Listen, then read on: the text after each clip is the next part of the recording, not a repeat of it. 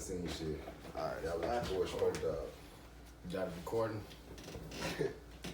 Last time we started, is this thing recording? You can't afford to not record. Yes, sir. Yes, sir. Shout out Andre 3000. Shout out.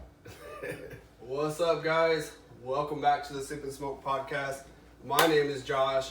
I'm here with my co-host AJ, and today we got a very special guest in the house today. Before I move on to AJ, today I am smoking on the Loud Mac Popcorn, Hyper to Low. Same, I think it was the same shit we were smoking on last time. If you guys listened to episode 3, it shit made me forget what I was talking about. So it's loud, it's good. We're already about 3 in, so it's gonna be a good episode. AJ, what you sipping on? Oh man, I'm sipping on the what is this? The sweet lemon everyday humane tea from Yogi. Been sipping on that for a little while, and we smoking on this donkey butter. Smoking on the donkey butter. Y'all can come get that from Gabriel, and we also got some of this jealousy rolled up. You know what I mean? Y'all come check this out. But we like to really get to it. We've been smoking high, so I would like to introduce the one and only, the original real Smokedawg. This is my guy right here. Hey, we've been blazing up. We just met not too long ago, and we about to pick his brain and let him have this floor and work this magic and have these conversations, man. And let's do this, man. Yes, sir. Yes, sir. Man. Smokedawg. Who are you? All right, man. How y'all doing, man? I'm Mempheattle Smokedawg of Good Smoke in America. It's a cannabis and hemp media platform that is on YouTube, good on Facebook, on Instagram, on Twitter. We've been around for approximately 4 or 5 years. Before the pandemic, we used to go to all the local events in the Seattle, Washington, Tacoma area. But since the pandemic, I've kind of, reconfigured what I wanted to do with the platform and program. And now, I'm trying to reach it more of a national level, because that's what Good Smoke in America is about. It's about to reach the nationality of this country so that we can become free-minded when it comes to the use of cannabis and hemp. That's dope. So you pretty much creating like a platform, right, for us smokers out here? Yes, sir. Is it a platform or a channel? Well, it's actually a channel. That's the end goal of it. The end goal is to make it a channel. Okay. I want to become something sort of like ABC, NBC, CBS. I want to be that for the cannabis community, because I feel like that we have always been ostracized when it comes to the media.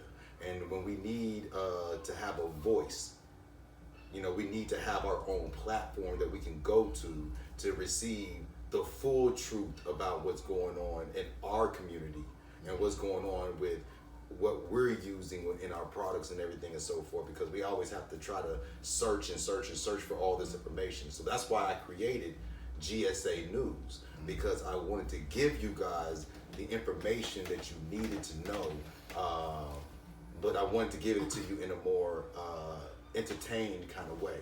So again, I'm starting off with GSA News, and we have started to evolve it into other shows in the near future. What kind of shows were you planning on having on this channel?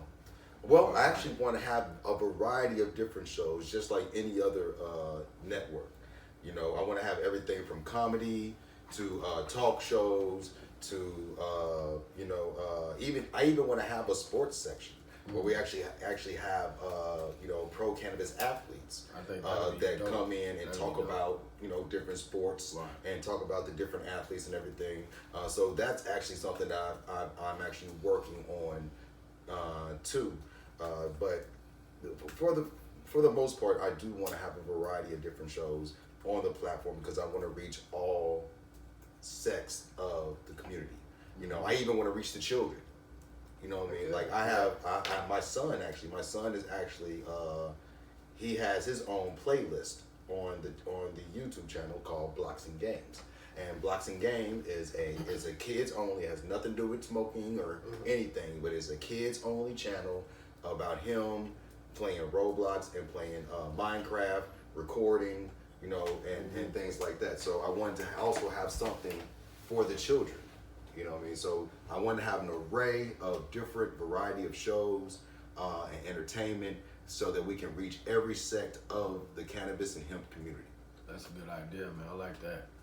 Yeah, I think that'll be real dope. And like us at Sip and Smoke Podcast, we definitely we're putting our great minds together and bringing this stuff together so we can create this community for the cannabis community.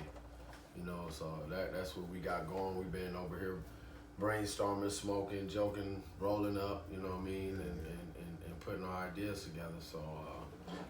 And hope you guys enjoy. Yes, I'm sorry. Yeah, no, this is my bad because I should have did this in my introduction. Oh, no, you did. You know, but what I'm smoking on, some apples and bananas by High Tide. You know what I'm saying? And what I'm sipping on is cranberry apple juice with some Malibu. Oh, we don't discriminate on the sip. You can be coffee, tea, yeah. You know, smoothies, I'm drinking light. I'm drinking light. light. I'm not trying to do nothing heavy. I'm trying not to lose my damn voice, man. After like 4 or 5 I'm sipping on blunts, my something a voice little is light. low. You know, it's the summertime. It's hot out there. Ain't nobody trying to be passing out drunk off of no yak or no cognac or no bourbon, no nothing. You know what I'm saying? Light drinking, yes sir. Yeah, that's what's up. You know, That's what's This up. fucking tastes amazing. yeah, I know, right? That's that bananas. That apple bananas, man. Apple bananas. Yeah, the apple bananas is something amazing, man. Get some of this, man. See what it's on. Oh yeah. Kodiak backwood. Yeah, cognac backwood. That's what it is. That's the Sounds only, like that ain't that's the no only normal cognac backwood. that's the only cognac anything that's going in his body right now. Hey, that shit's smooth. Yeah, I'm doing like this. Let me hit my chest. Hey, shout out to my tobacco store, man. That you know what I'm saying, they actually over there in Puyallup, between Puyallup and Fife on Valley Avenue. You know what I'm saying? Yo, they're a native store. You know, they always give me the best wraps and shit to smoke on. They put me on all the newest backwoods. Even before they hit the market, they put me on the newest backwoods. Like I had the number twos out before everybody else had those. The backwood number twos. Yeah, I had a whole case of them hoes before everybody else had them. Honestly, I have no idea what the backwood number 2s are. Oh man, them just like, man, they smoke with like the best of the best backwoods. Yeah, you know what I'm saying? Some Like, fancy shit. I fucked with the honey ones, but that was about it. Yeah, I used to just go get the little honey, like 5-pack of the honey ones. And that was about hey, it. but the number twos is smoking though. Don't get it twisted. You know what I'm saying? What I've heard, because I haven't, because there's actually some number ones, but of course those are gone. You know what I'm saying? But my boy said the number ones were probably the best backwoods that ever came out. Was the number ones. You like rolling or you bong? What kind of smoker are you? I'm a roller, A man. roller? I'm a roller. Like this guy, what they used I'm to a call roller. you in school? Or, Now don't get me wrong.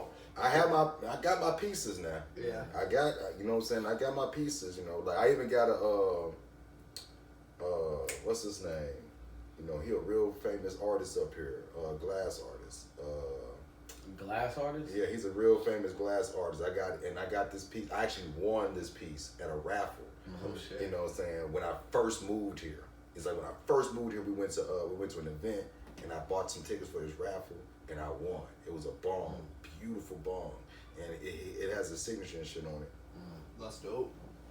But I can't remember his name right now. But he's a dope ass glass artist, and the bong actually ended up getting broken. My wife ended up breaking it. You know what I'm saying? R.I.P. to the It ended bong. up bust like the bottom of it. R.I.P. The bottom of it to was ball. But I still got it though. Oh, what? I still have it. I'm not letting it go. You It got was, some broken bong in your Yeah, closet? it's Glue or that what? motherfucker Bro, together. Tape let me that tell you motherfucker something, bro. together or something. It has sentimental value to it. Yeah, Oh, hell Because yeah. it's the very first like professional like Art. art type bong Yeah. that I ever I definitely had feel in life. Oh, you know what I'm fuck yeah. saying? So I'm like, I can't throw this away. Hey, low like, key, I gotta wanted to it. keep some of my old bongs, and they were just basic ass ones. Yeah. But man, there's so many times where you go to pull out the stem and like it comes off, or somebody drops the bowl and it hits right there. And Yeah. man. So we gave you the idea of the the movie station, like what inspired that, like, and Oh, you talking about the TV? Just the whole, what I say, movie station. Yeah. The channel. My bad. Hey guy, I've been smoking a lot. I'm high. But the channel. What inspired you for that idea, and like, and what some of your backgrounds in like weed, like smoking and growing, if you grew or whatever you did. Like. Okay.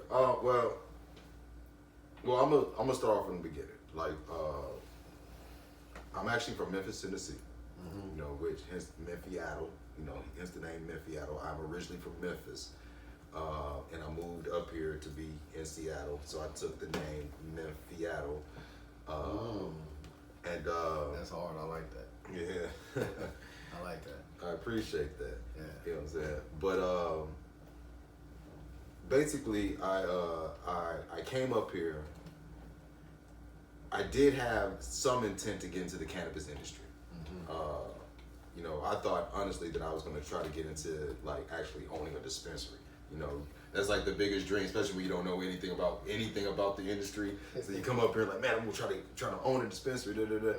And then you start finding out like all the red tape in the back. Yeah. You know what I'm saying? Like, that shit. Yeah. So all the paperwork and city shit and zoning and all that. That's dope. So with Good Smoke in America, right? Yeah. So put on a lot of people in the cannabis industry. We're gonna have different channels or different, you know, news, entertainment, sports, kids. So how do people right now find Good Smoke in America? You can actually find me. You can find me on Facebook and Instagram and Twitter and YouTube. But I need to get my subscribership up so I can get the actual name Good Smoke in America right now. But the best way to get me is on Facebook because you can actually click any of my videos and it will send you to my YouTube channel. Okay. You know what I'm saying? So therefore you can then subscribe and like my YouTube channel. But you know how YouTube algorithms are. Yeah, you know, definitely you gotta get it optimized, you gotta get some content out there and everything. So I like it, right? So with Good Smoke in America as a platform, do you plan on running it like as on YouTube, people go and tune in, and then you have different playlists as like the channels, or do you have an idea of yes, like, how that's the idea. You hit it right on the nose. What it is that Good Smoke in America is just the platform. You know what I'm saying? What I'm doing is that each playlist is going to be an individual show. You know what I'm saying? News, entertainment. Yes, exactly. So I'm gonna have I have GSA News, you know, which also features Puff Puff Pass America, which is like kind of a Comedy Central daily news version of I wanna fuck with that shit. of cannabis news. I definitely that I do. That should be hilarious. It's so much funny shit. My bad to interrupt. No, you're good. You know, and then and then I have other, you know, different playlists like Tokenvest. Tokenvest is actually a playlist that is about crypto investing, about NFTs, about, you know, the metaverse, about, you know, Forex, you know, everything like that. And right now, on the Tokenvest channel, I only have pack rip videos that are being featured right now because I'm an NBA Top Shot collector. So I wanted to actually start off with pack rip videos. And then in the near future, I want to expand and have an actual talk show on Tokenvest, where we actually talk about the different, you know, NFT projects, the different cryptocurrencies that are out there, you know, things of that nature. And we can also talk about, you know, different pack rips, different events that's happening in the metaverse and things like that. So that's another project that I'm also working on in Good Smoke in America. Because I want to show people that we are not just a bunch of people that sit around and just want to show you how to take a 2-gram dab. You know, because no, I mean seriously, because anytime I tell somebody that I have, you know, a platform, Good Smoke in America, blah, blah, the first thing they think about is, oh, y'all do a lot of smoking on there, huh? Yeah, we do. We do, but you know, not in the way that you think. You know what I mean? Like we're moving in the right way. Yeah, we're doing. You're being progressive with your smoking. Exactly. You know, and you know, I think that because of how YouTube in the beginning allowed cannabis users to come on there and do all these crazy, challenges and Have you things seen on some of there. those? It gave it gave cannabis creators on YouTube a bad name. So therefore, those of us that want to be more progressive with it, those of us who wants to be more, more serious about the content and about what we're trying to present, it just makes it a little more difficult for us to get out there because we're already ostracized. Something that I'm trying to overcome. We're already being ostracized because of the past. That makes sense. And so that's the reason why I'm starting off on YouTube to make these different channels. But in the end, I want to be an independent channel. I want Good Smoking America to be an independent channel, to be just like any other broadcasting network, and I want it to be to where we can do it freely, on televised channels, and be accepted. Wow. Have you heard of the Roku channel? Yes. So like maybe get your show featured on there. I mean, Like, I haven't really gone deep into like. You want to be like that though. Yeah, but I haven't really gone into where I want to start broadcasting at yet because I want to go ahead and get everything. I want to get everything together as a package. So when I do present it, it's organized. Has data. It has content, it has data, and I have different shows. You know what I'm saying? You got structure to it. Exactly. You got some type of character to it and stuff. Like, yeah, I get that. Yeah. I like that idea though, especially, and you kind of touched on a few of the things that I'll probably get into real quick. But what popped in my mind is the other day I was watching something on Netflix and I got out, and then on my like Roku theme it has all the different like apps and shit, right? Right. So I saw one that said Roku channel. I was like, what the hell is this? So I clicked on it, and then I see it, and it's almost like a TV guide, right? Like your old TV, Xfinity or whatever TV guide shows all the list of the different channels. But I was going through there, and like I saw some random ones, right? I saw it was like the Barstool Sports. It was like this other YouTube channel. It was another one, and then there's a few other big names on there. I was like, oh, that's kind of cool because it brought in like some other like maybe not mainstream production and places. So having a platform like that is really cool, and I think a lot of people are moving towards that way of becoming your own platform versus having to go through the mainstreams. Right. Because you think about right now, prior to like, think about everybody watches their local news station. Most people will watch like CNN or Fox or some of these other main news outlets, but you could probably name them on both hands, less than 10 of them, where the majority of people get their information from because there's no other options. Think There's about how no big a cannabis. other option. But sorry to interrupt. But think about. I just had the thought of thinking of how big a cannabis one would be. Everybody would watch that shit. Have you seen Vice? So there's a channel called it's Vice, right? And they kind of have the same idea. Do you know Vice? I know Vice. Yeah, and so it's really cool. But they do a little bit of everything. They do a lot more like news reporting and everything like that. But they're also. I think I've been on that shit before. So I might have seen some of their shit. Yeah, but they're also real cool with weed and shit. You know what I mean? And so they'll have like weed etiquette and stuff like that. And so I think the cool thing is if you can build up an ecosystem of like-minded smokers, like you said, put them on your platform to say, hey guys, hey, you're really cool. You smoke weed, but you're a fucking badass musician. Or you're a mom that has 7 kids and works one job and makes $200,000. You know what I mean? She's boss, but she's smoking. You know what I mean? Yeah. But other people be like, oh, she smokes weed, this and this, that. You know what I mean? So like highlighting all these amazing people, I'm like, hey, look, just teaching people taking the negative shit off of it. And that's what I'm trying to bring. That's the platform I'm trying to bring. But kind of to go back because I know I didn't get a chance. I didn't really finish how I started. But when I first got into the cannabis industry, it was as a bud tender. So, even before then, let me start over. Before then, before I became a bud tender, I actually used to do it was my cousin and I.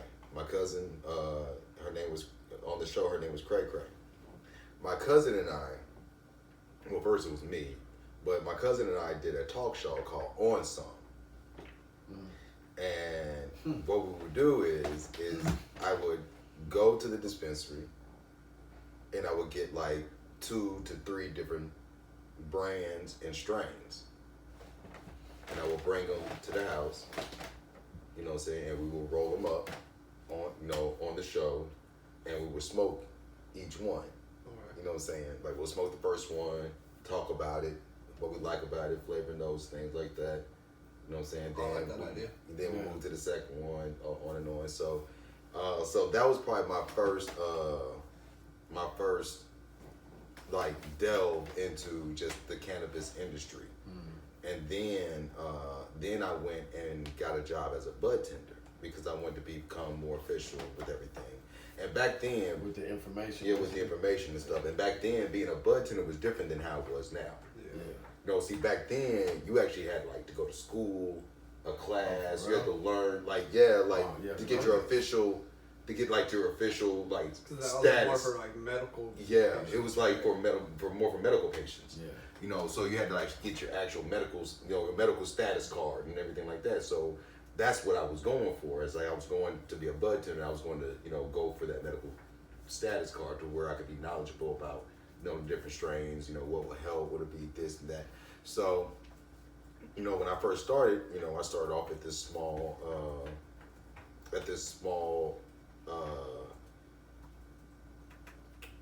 dispensary, you know, really small, cute dispensary called White Rabbit. You know what I'm saying? And that's where I started off at. And then I was there for a few years. I studied, you know, learned, you know, listened, watched, you know, everything, you know. Then I started testing myself, you know, seeing what the effects that I was getting, everything, marking all the effects, learning. I mean, I'm talking about I was like a sponge, just taking in information. And you know, I never was able to get mine because they only allowed so many people to get the card. You know what I'm saying? Right. So I was in the list, but you know, it was taking so long, and I actually ended up leaving there and going to another dispensary called Local Roots. Yeah, I heard about that place. Yeah, Local Roots. I was there kind of in the beginning of Local Roots when it was kind of like just coming up and popping, and they had like their locations. You know what I'm saying? And you know, I worked there for a while, and I really did enjoy that because I was able to use both my recreational information and my medicinal information at that job. So if I had a patient come up and was like, hey, you know, I'm having this and this and that, you know, so what do you recommend? I was like, well, I'll tell you what I personally have experienced, and this is what I felt when that's that, you know, so this is what I use, Right. you know, and they're like, oh, okay, you know, and they take it and they go and then they try and they come back, Right. you know, and they're like, man, that was amazing, I love that, man, that was awesome, I appreciate, you know, and that's what I enjoyed. Yeah. I enjoyed helping people. Yeah. And That feedback when you get that. that feedback was everything, you yeah. know. And I was That's- like, man, that's what's up. I enjoy that because that means I'm really helping somebody. Right. You know what I'm saying? That's what's up. And but during this whole time, me being a bud tender, I wanted to make a presence. You know what I'm saying? Like I wanted to get the information out there. Right. You know what I'm saying? Like being a bud tender was cool, but I felt like it really wasn't helping, you know, more people.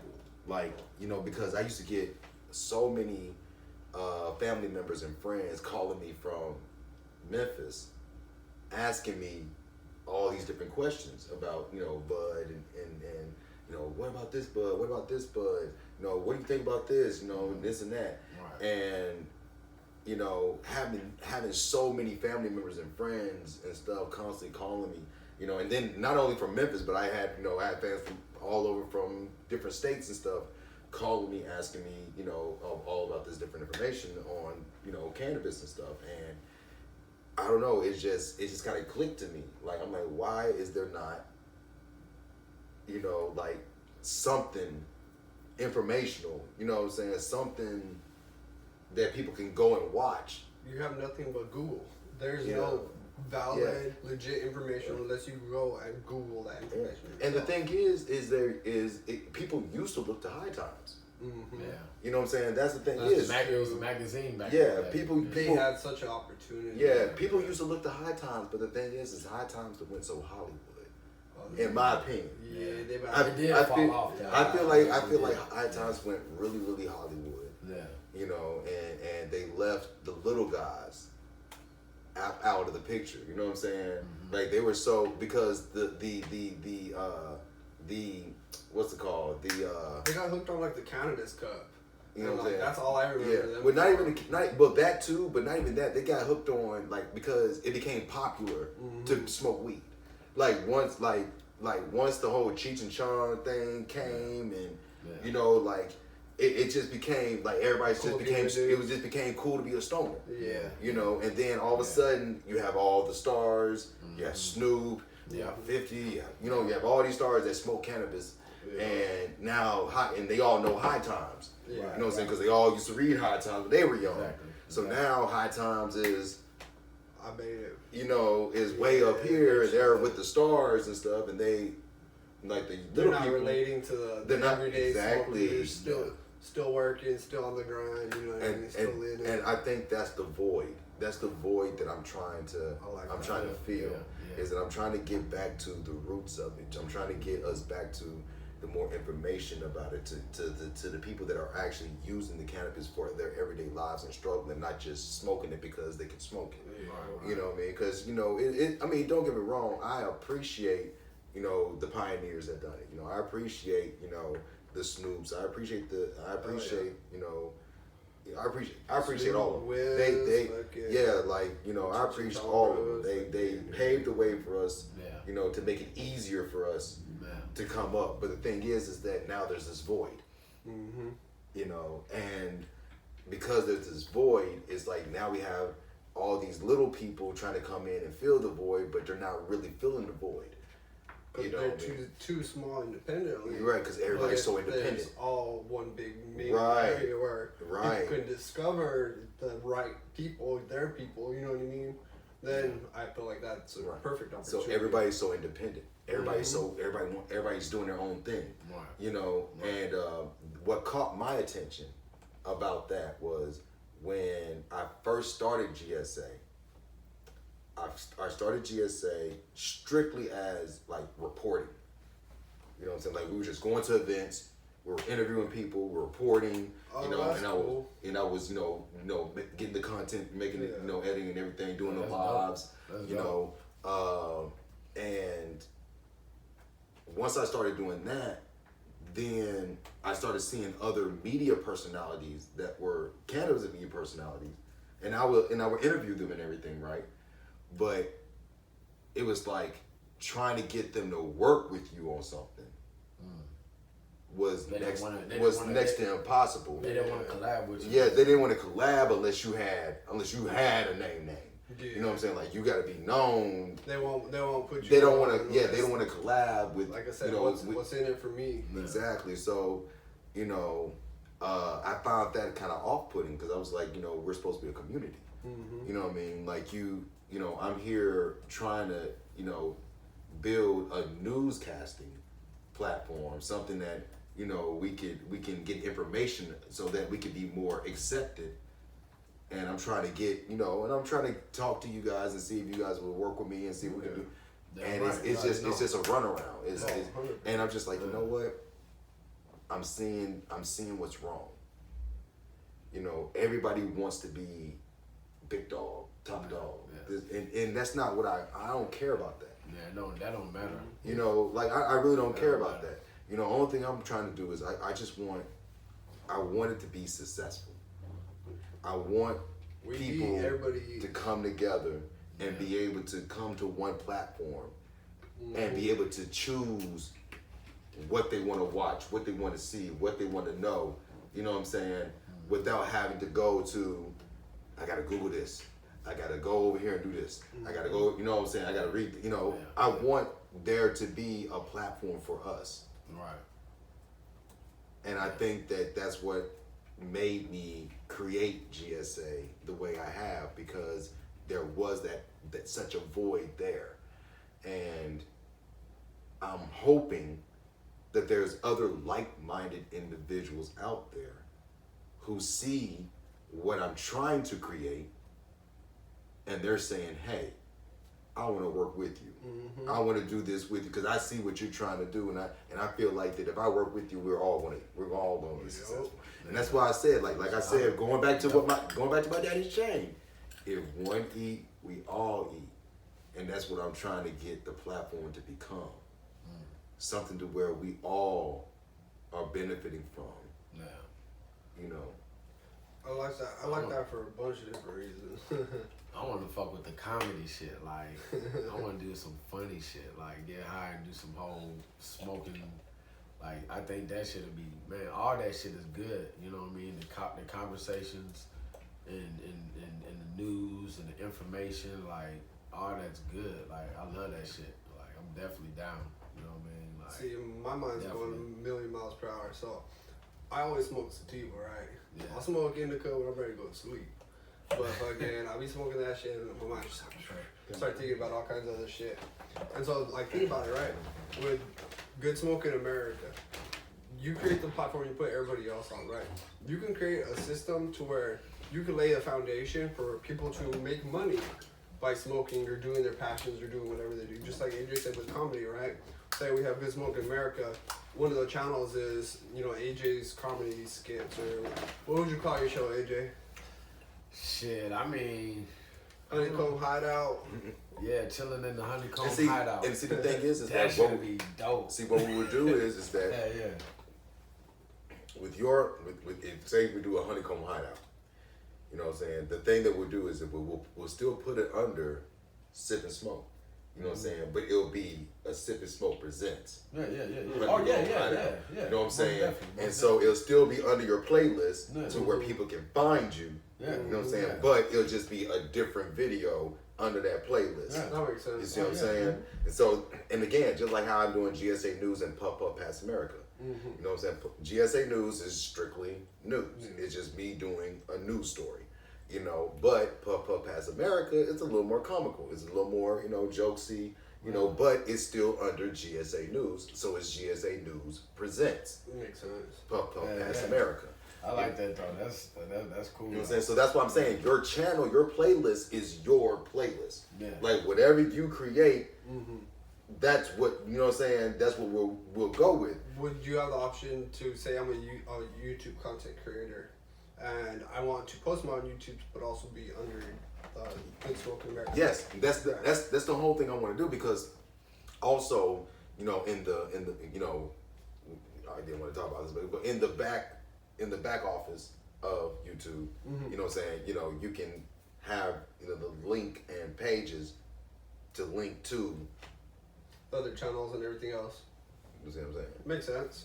You know what I mean? So And see, that's something because that's something I'm doing for my son, because Yeah. like his playlist is under GSA, right? But I know there's some parents that don't want to come on a pro cannabis page. Yeah. So he has his own page. Makes sense. You know what I'm saying? That is blocks and Just that, games. yeah. And I have a link in the video.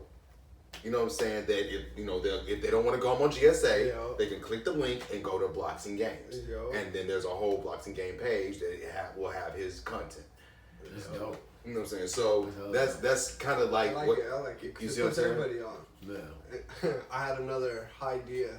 I'm telling you, once I hit like 4 or 5, these high ideas start popping off, right? That's how it And works. it brings me back to the last episode, right? Remember the last episode, I kind of left it on that little cliffhanger. It was like the easiest way to make money online is. Yeah. And I was like, catch you on the next one. Yeah. So honestly, straight up, and this is what I've been selecting on for years, the easiest way to make money online is YouTube. And there's a couple different reasons on it, right? So YouTube, of course, is owned by Google. Google's a massive company. They ain't going nowhere. They own the search browser, right? So they pretty much own what anybody searches for ever, whether it's text with websites and links or it's on YouTube with videos. Everything is going quicker, and nobody wants to read now. We want to watch it and see it and tell me in 5 minutes, right? So short form content which is is great. kind of sad. It is. Like it kind of goes back to what we were saying earlier. Like everybody's been kind of programmed for Right. just this, this new normal. So it's kind of just go. The thing about YouTube, all you do is you post content around any subject. Maybe you got a skill in a specific way. Maybe you're creative. Maybe you're just vlogging your day-to-day life or anything like that. Over time, that content's gonna build, right? Each and every single video that you post, as wild when I was thinking about this. Every single video you post is a passive asset.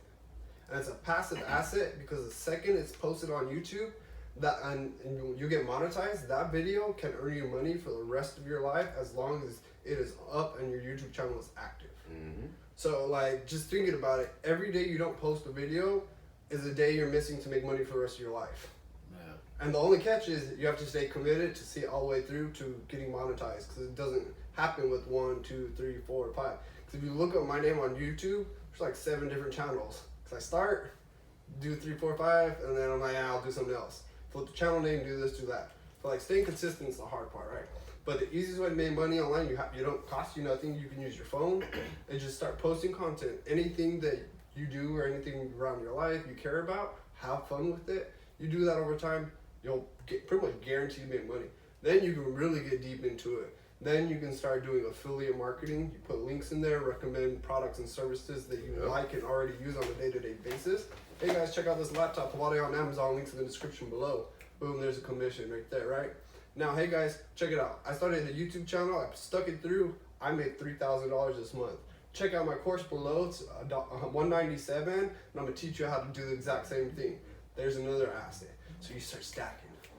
You stacking. I was just thinking about this the other night. I'm like, fuck, what the fuck have I been doing for the last few years? Because I've learned all this shit. It's just, you get caught up in life. You get caught up on the day-to-day shit.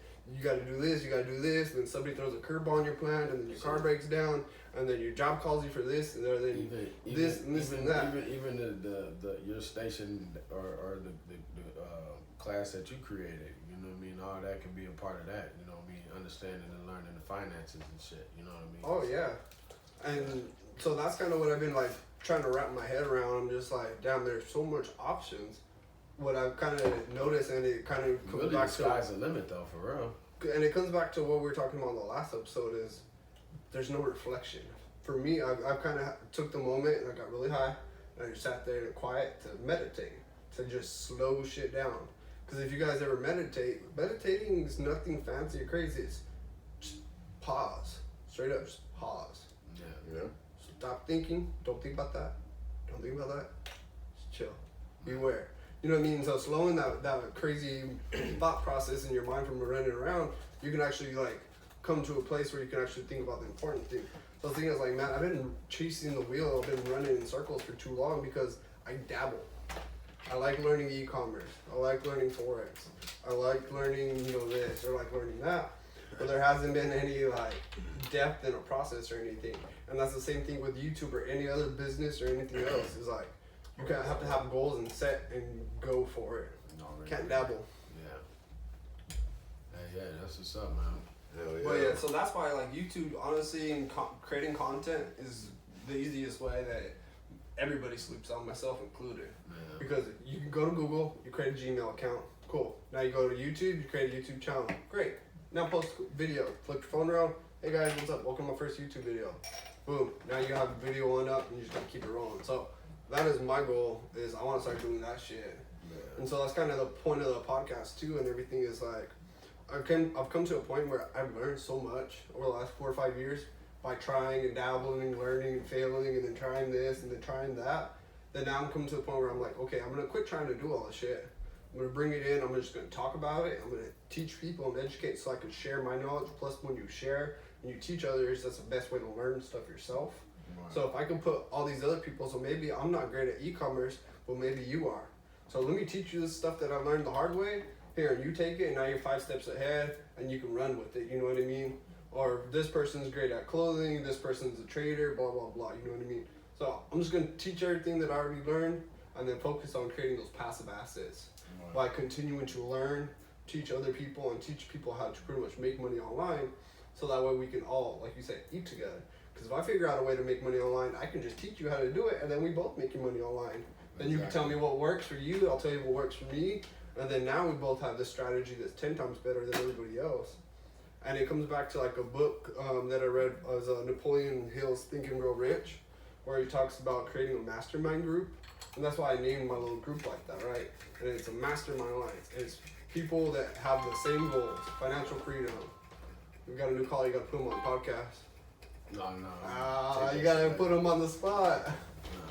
Not right now. Nah, do your thing. I should have, but fuck. You should have did your thing. Nah, you should have did your thing. Nah, Hey, don't you make it no never different. know who's calling. You make it no different. Some people open up just saying stupid shit.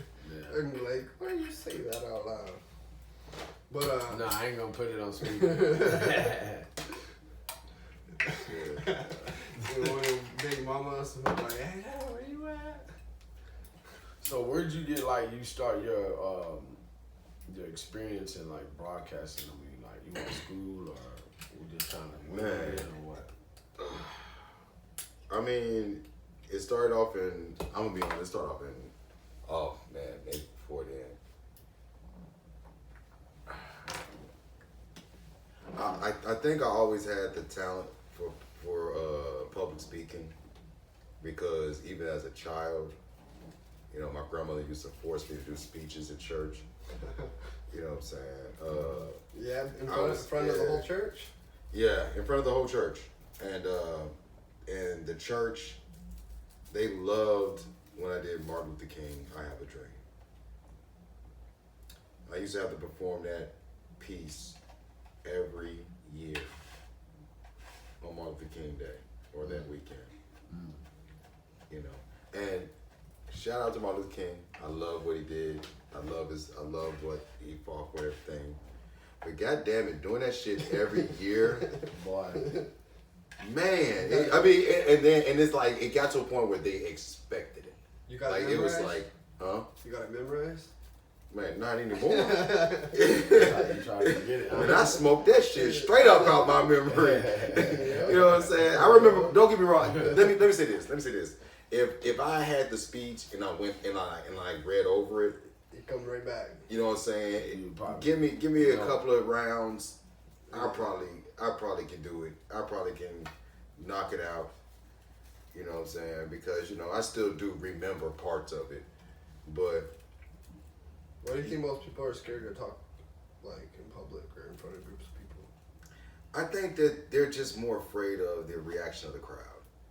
I don't even think people are afraid to talk in front of people. They're just afraid of what they may say and how the crowd will Being react. judged? Yeah, they're afraid of the judgment, and I think that with me, even as a little kid, I really didn't care about what people thought. Yeah. You know what I'm Kinda saying? went out there and did. Like it really wasn't my Really? objective. Really, when the kids are really fearless though, you know what I mean? Because they do everything fearless, like especially when you're a child. But Yeah, you know what I'm saying. that's dope though. Yeah, I think I didn't really all like. that- I say this. I cared, but I didn't care because like I cared because I'm like, you know, that's society. You want to be, you know, who don't want to be liked? Right, Like, right. you know what I'm saying? Like, Right. like, come on, let's be honest. Like, This who is don't? natural. Yeah, like who don't want to be liked? So you care, but you know, at the same time, I didn't care because I'm like, you know, if you don't like me, it's not gonna kill me. You're smart enough to just brush it Yeah. off. Bless you. Bless you. Excuse me. Bless you. You know what I'm saying? So, you know, I don't know, being made to do the speeches at church, being part of the youth choir, you know what I'm saying? I had to get in front of people and sing, What? you know what I'm saying? And the thing is, our choir was actually really good. So that We won a competition and everything. That's what's up. You know what I'm saying? Like we went national and everything. It was pretty crazy. I think we even got it on a commercial or something. Hey, let's hear a choir. Let's hear no. Ha! And we've been smoking. Yeah. You know, man. No, I can't do it. He's like, I ain't gonna try that. But no, that gave you the confidence basically to get in front of people and talk pretty much. Like Yeah. I just, you know, and then people at my church, people at the church I was attending, they kind of was trying to make me become a preacher. Yeah. I guess they saw that I could, you know, they heard the voice and like, oh, he has such a great voice. Right. You know, and I'm just like, but preaching's not my thing, though. I don't, Right. I'm not trying to Pull up with a blunt in this hand, Bible in this hand. Yeah. Y'all gonna learn today. But yeah, I'm just saying, even as a kid, like I knew as a kid that preaching was not what I wanted to be. Yeah. If anything, I was like, I'll be an actor, or I'll be, I didn't even think I wanted to be a politician. At one point, I thought I wanted to be a politician, and then at one point I thought it went because I thought I was thinking, man, I could make I could make a difference, things like that. But then, I started studying about politicians and started looking into, and that's what got me into politics and legislation and stuff like that. And I just started looking into it and reading into it and started studying and stuff and started realizing how the vast majority of politicians say one thing, but they don't do half the shit that they say they do. So all bark. Yeah, so it's just that kind of like threw me off a little bit because I'm like, Man. It's such a. I watched a couple of like politician like series and shit. It's always just favor trading.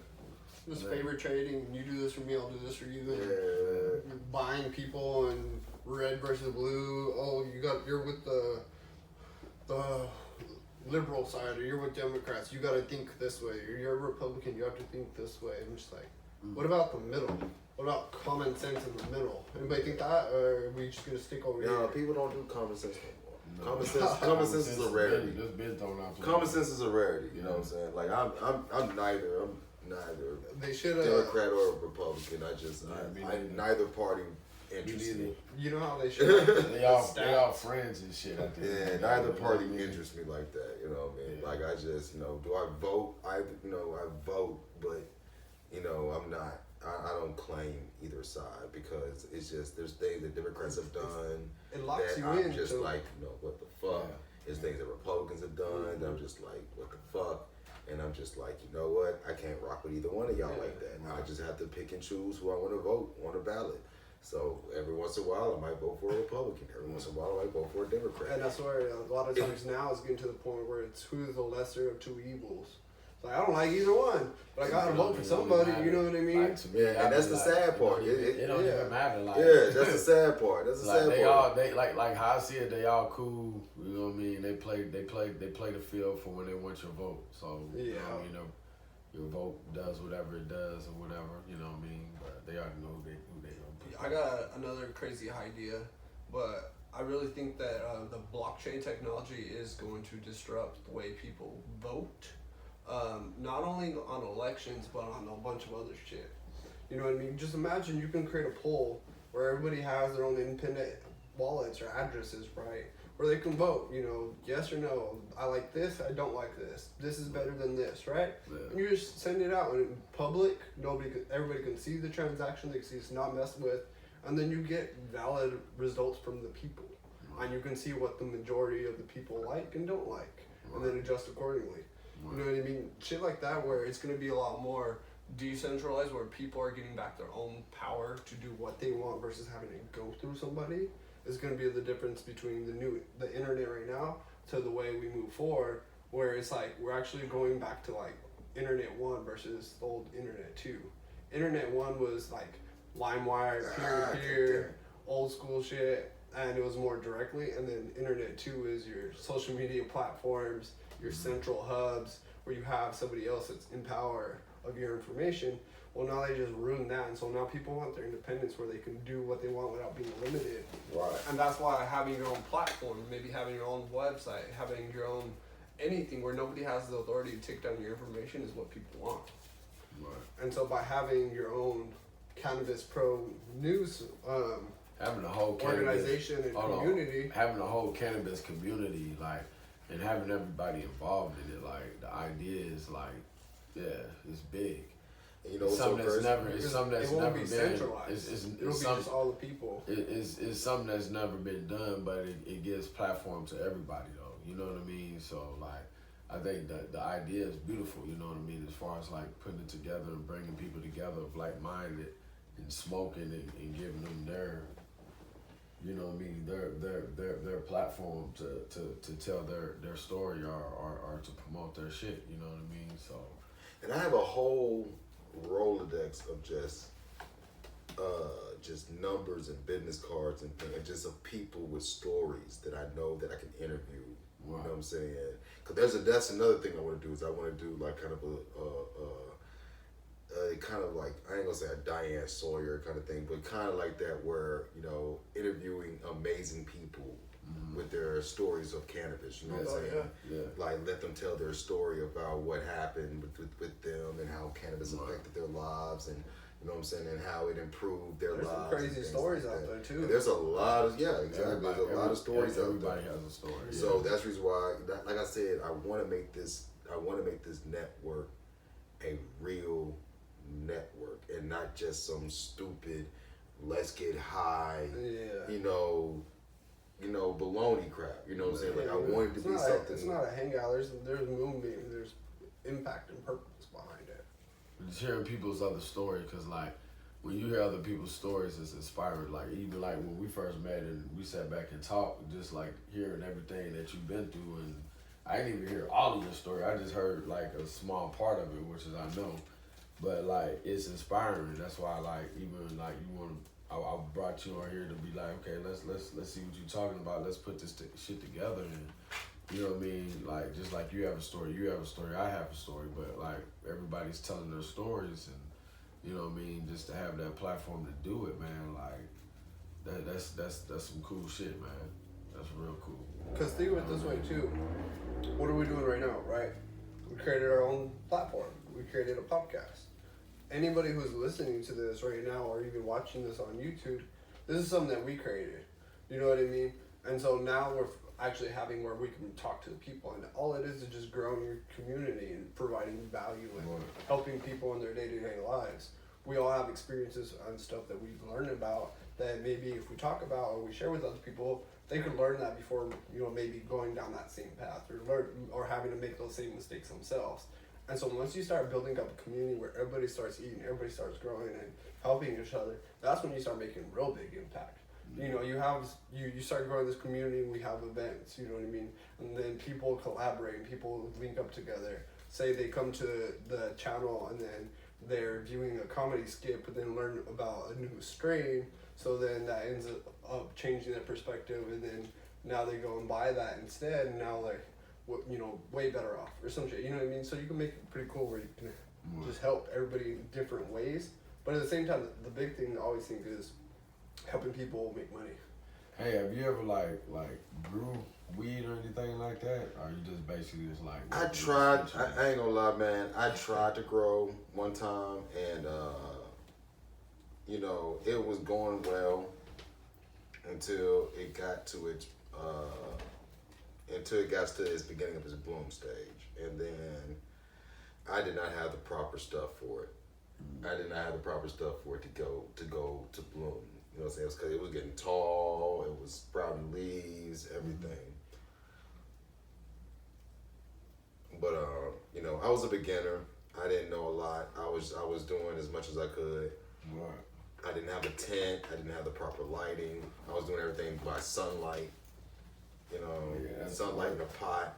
And I was living in an apartment, so it's not like I had it's not like I had a backyard or nothing. You know what I'm saying? So, you know what I'm saying? So, it failed. It was an epic fail. At least we got it growing somewhat. Yeah, I got pictures of it and stuff. Like it grew nice. It like grew about like this tall. You know what I'm saying? Like it was a nice height, and like it was sprouting leaves, and you know what I'm saying? I was trying to come up with ways for it to go ahead and bud, go ahead and it just would not do it. Yeah, that's crazy. Yeah, I tried to grow a seed once, it didn't happen. I was like, oh look, maybe I can grow this, and got one little sprout, and that was about it. Okay. But if I had a backyard, I got a green thumb now. I can grow some shit now. What's Washington's like state like legislation? You can have how many plants? You know. Depends on what you sign on your medical. Yeah, like, it's all depending on when I was on medical, I think I can grow up to 15. Oh shit. Yeah, 15 plants. Damn. But like the thing about that is like, you know what I mean, if you like have land or property with somebody, like, and everybody has a medical 15, Oh, whatever, shit, you know what I mean? know. That's how you would work that, but now they got those farms. yeah. Not the farms, but It's the ass forms. but I mean the farms too. But I'm talking about the farmers market. Oh yeah. Now they got those farmer markets. Oh yeah. You know what I'm saying? So it's like people don't even really grow anymore. They just go to the farmers market. What do you mean? You never Go been buy- to the farmers market No. or heard of it? Yeah, it's So if you have, you know, yeah. Go ahead. If you have a medical card, basically, like you can go to the farmers market, you go and show your card, you become a member or whatnot, and you go in there and just pick out your weed. Like they have tables set up and all that shit, and everybody, the vendors come in and set their weed up, and you know what I mean. You basically just go in there, you walk around. Yeah, it basically like the farms that sell to yeah, you got edibles, you got clones, you got all that shit. Yeah. Like, everybody goes in there and like, yeah, they got that fire ass weed in there. And it don't always be them. It be a lot of private farmers too. Yeah. It be like private A whole farmers, lot but of then it private be farmers, yeah. Well, that's cool. Yeah. You know what I mean? Hell, we need to go over there and just start interviewing everybody on the spot. Hey, tell me about your farm. What you got going on? What's this? This special?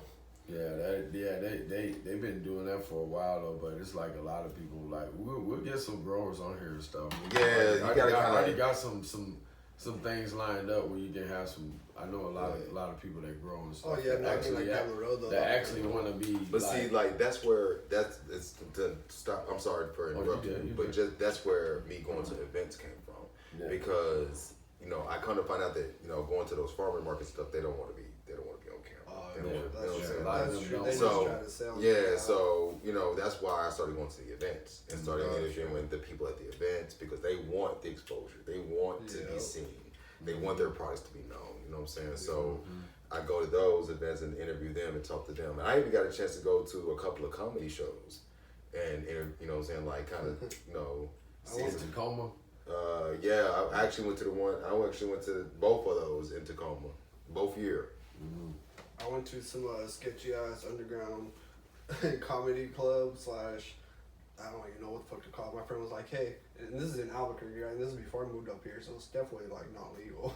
And yeah, I just went into this warehouse and there's just fake ass security guard, big dude standing up there. Like it was a shirt from like Ross or something. And then you walk in there though, and there's like mushrooms on this table. There's fucking all kinds of stuff from like home growers. It was sketch. It was sketch as shit. You was at what they call a rave. Yeah. Straight up, like it was just That's a what you was little. saying. You was I was like, just right. waiting for fucking the cops to roll up and be like, it's a bus. I'm like, the fuck did you bring me in here? Yeah. But there's comedy there. I mean, most of them suck, but there's a couple funny ones. Everybody just getting all high. Yeah. So back to your story though, like so you was doing so that being in front of the congregation at church gave you the confidence to basically do the broadcasting and put yourself out there and create this platform. You know what? No, not even just that though. Like that just helped me get in front of crowds. Yeah. You know what I'm Yeah, saying? yeah.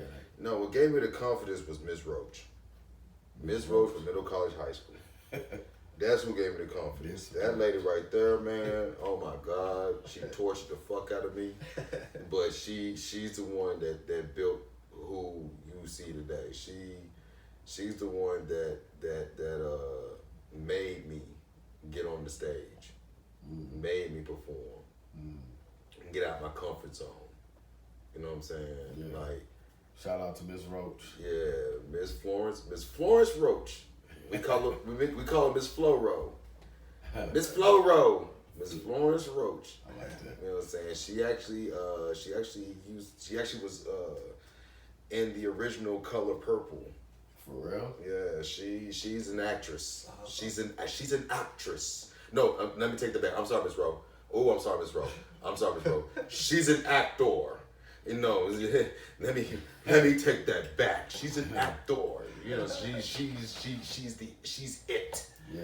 You know, but no, Miss Floro, yeah, man, she was the truth, and she showed me a lot of things. She showed me a lot of things when it came to performing, and the people that she knew. You know what I mean? Because she knew so many people. like she knew like stars. Shit, You know what I'm saying? Like Color she, Purple, hell yeah. yeah, like she knew stars and stuff. You know, man, it was like cool. And I'm like, you're teaching school? You know what I mean? Like, you know, Right. like you're teaching school? What the? But that's what made me look at her like. That's what inspired me to want to like whatever I did. I wanted to help somebody because I'm like, man, she could have been anything doing whatever. You know what I'm saying? But she decided, hey, I wanted to teach school. You know what I mean? And, that's crazy. you know what I'm saying? And she teaching students how to be great actors and stage presence and she's been in speaking that up. And, yeah, that's smart. You know what I'm saying? And So it's pretty obvious that that one individual made a difference in your life. Oh, definitely. Like, you know, for me to even be in front of a camera is because of her. Like, I would have never gotten the courage to be on a stage or in front of a camera or none of that. You know, like being in front of a church. You know everybody. Right. You know what I'm saying? Like, you know everybody. People, yeah. You know what I mean? Like, you know everybody. Like, they're gonna clap. Yay! Great job. Yeah. You know, but you know, yeah, Until like, you get into the public. but just to go public, complete strangers, don't know them. I'm gonna tell you, yo, this is what got me. This is what convinced me. You know what I'm saying? The power that she had. You know, now she tortured me. Like when I say she tortured me, man, that woman would not let up. I had to play this speech. I had to play this part. It was Runaways. That's the name of the piece, was Runaways. It basically was this kid that was being physically abused by his parents, both parents. You know what I'm saying? It was a very sad story. And I basically had to play the kid telling the story by myself on the stage. I had to act out when the parents were hitting me, slicing me, and I'm narrating as I'm doing all this. Okay? Damn. So Hold up. Miss Roach, you know what I'm saying, like drilled me. Because she was like, you got it. I know you have it. You got it in you. So she just drilled and drilled and drilled and drilled and drilled. She torched the fuck out of me. And then we finally started doing competitions. And she's like, we're competing. We're going to compete. We're going to be competing. Da, da, da. So we started doing competitions. And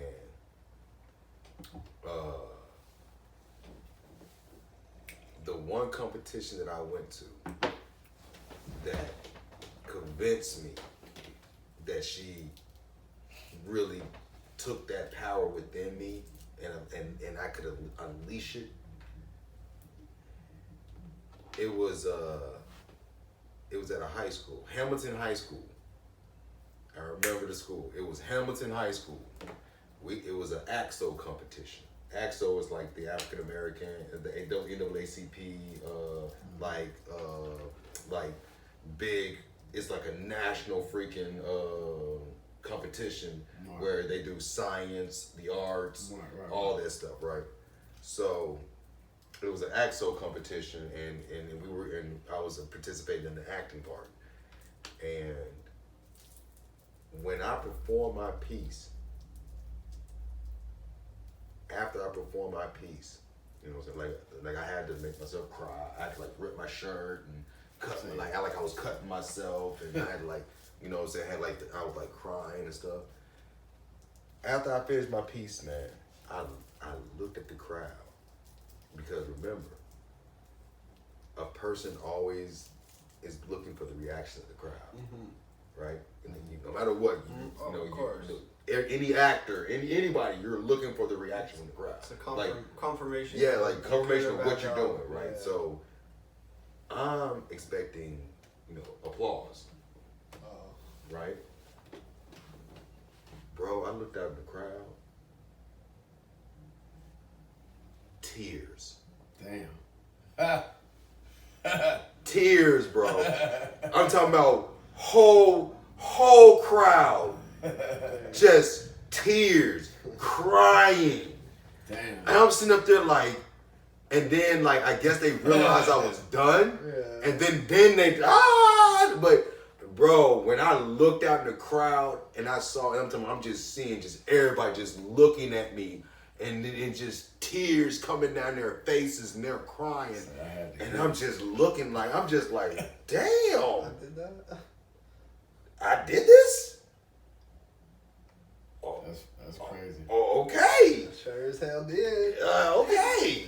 That's awesome. Man. Yeah, man. So that experience, when that happened, worth all the torture.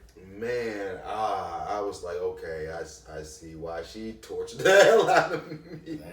Because and it made me appreciate actors even more, because it started making me realize what they have to go through in order to play their parts. You know what I'm saying? How it's not. We see it on television. We see it everything. We think, definitely got to go through a lot. Yeah, but like for especially method actors. Yeah. You know what I'm saying? Like the one that died that played the Joker, Joaquin Phoenix. Oh, yeah. Joaquin Phoenix. He's a method actor, so he went into he put himself into a dark place, and you know what I'm saying, and that's how he got into that character. Yeah. You know what I mean? But think about how hard that is. Man. To make yourself go into a place like that. Yeah. You know what I'm saying? Yeah. Just so you could play a character that's insane. I'm glad you started talking about this, because I was thinking about this the other day. Just talking about playing a character, right? So if you're acting, your whole job is, like you said, method, whatever, is to portray this person or individual or whatever to other people. Why don't we decide who we want to be? So you really think about life or reality or whatever you want. It's a big movie. And you are the one, I think it was on Joe Rogan, which was pretend to be the hero in your own movie or whatever. He's like, you could honestly, in your head, mentally be like, I'm gonna be an actor and be this person. I'm gonna be that successful business owner that drives this car, does this, does this, does this. And when you start doing that, you start doing almost like you said, method acting, you start becoming that. And so really at the end of the day, we kind of choose our characters. You know what I mean?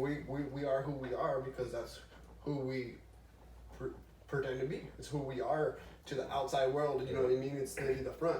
Maybe I'm this person at the Sip and Smoke podcast, but when I go home, I'm acting as somebody else, or I'm being the real me, or I'm doing this. You know what I mean? Because there's always slight variations. You with your cousin from 10 years ago is different than a stranger you just met tonight versus your family or anybody else. But you know what though? The thing about that is, it's not that we are creating who we say we are. It's just that we as people don't realize that we have multiple personalities. You know what I'm saying? There's people who have the illness of multiple personalities, where their multiple personalities take over too much. You know what I'm saying? But in general, as people, we all have multiple personalities. We are all different at different aspects of our lives. Yep. Mm-hmm. You know, so in acting, it's like sometimes it's not even about your personality. Sometimes you are trying to draw upon somebody else's personality. You know what I mean? Because sometimes, just like in some of the actings where they do not the biographies, but when they're trying to portray historical characters and stuff. You know what I mean? Sometimes, just even in trying to, and researching and reading and studying that person, you know what I'm saying? It's not your personality per se, but you are drawing out the personality that you're studying. Right. You know what I'm saying? But yeah. And then that personality then becomes one of your personality. Gotcha. I get the angle you're trying to put it on.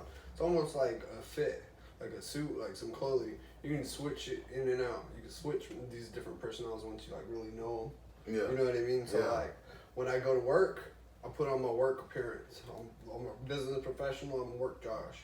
Come home to the family, I'm a family person. I go out hang out with the boys drinking, I'm this person. They're all same characteristics of the core me, but they're the different, things that put on every day. But I think that's cool. But I think that too with that. Good, AJ? Hey, you high as a bug over, bro. I'm just listening, you know what I mean? My boy high over here, bro. I'm just listening, you know what I mean? And, you know what I mean? Just... Yeah. I'm just listening. I'm telling you, man, that's that good D. Yeah. That good dope. Yeah. But yeah, I think it's cool though. Like recently, I've been getting deep into that like law of attraction and all that stuff. I'm just thinking about different ways where you can change your thinking. You know what I mean? Just You can change change it up. You You can know what I change. mean? You can change everything about yourself. Like that's the thing about it. Like I've dealt with it and I experienced it. So like even going through that process, like you can change everything about yourself.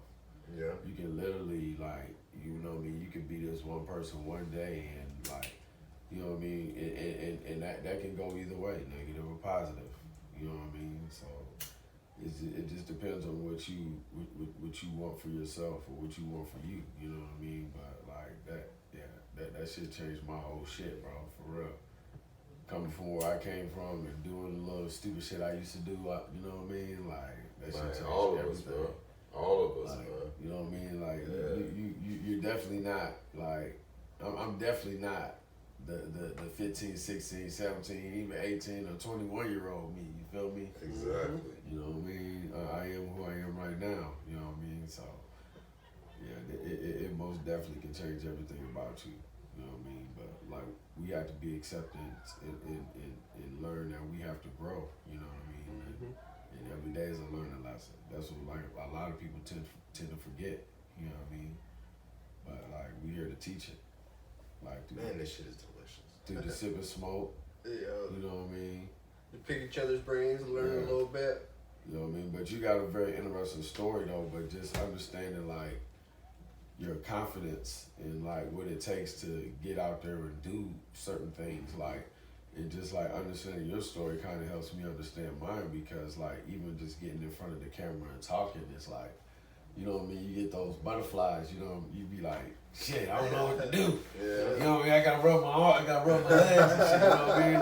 Like, but you know what I mean? But just like understanding your story, like Getting out of your comfort zone though. yeah, but it's cool to get out your comfort zone, because then like it's like even tonight, like just before we started, it was just like, man, I just felt like I was nervous, you know what I mean? But once you get into the rotation of it and shit, you get into the flow, it's just like everything comes natural.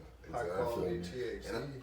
And then, man, I think just over the years, me doing a lot of interviews, you know what I'm saying? Like, you know, I've got to actually interview some I'll say semi-famous people, you know, so just being able to interview, you know, these people and, you know, being able to talk to the background people, the people that got pulled, but they're not in front of the cameras. Right. You know what I'm saying? Being able to rub elbows with them and talk to them and get information and stuff like that, you know,